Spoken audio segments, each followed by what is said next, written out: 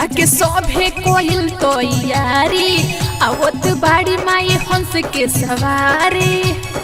ए जी सुनी ना, पूजा के सब केहू कोइल तो यारी आवत बाड़ी माई हंस के सवारी। अब न समझे कैसे करी हम पूजाई। ए जी घिउआ के दियारी, अरे जाई ना पंडित जी के बोला लियाई। घिउआ के दियारी तुला न जराई, एही पर खुश होई है सरस्वती माई। घिउआ के दियारी तुला न जराई, एही पर खुश होई है सरस्वती माई।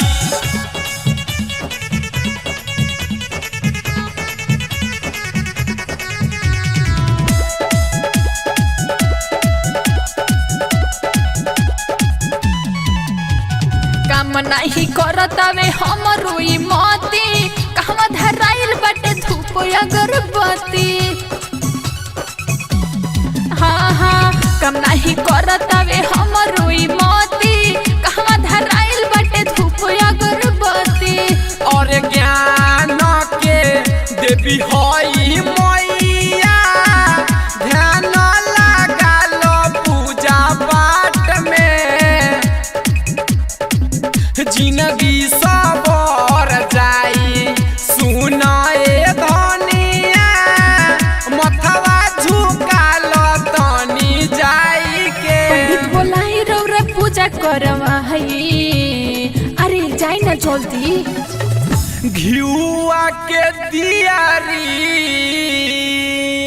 अरे जाई ना पंडित जी के बोला लियाई। घिउआ के दियारी तुला न जराई, एही पर खुश होई है सरस्वती माई। घिउआ के दियारी तुला न जराई।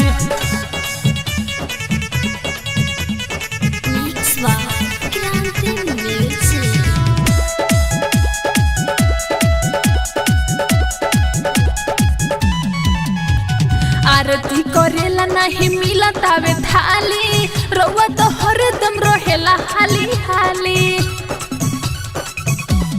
ए आरती करेला नहीं मिलत आवे थाली, रउआ तो हरदम रहेला हाली हाली। और बाटेला पर सादए धनिया, बोलबले बानी हम उज्जवल के।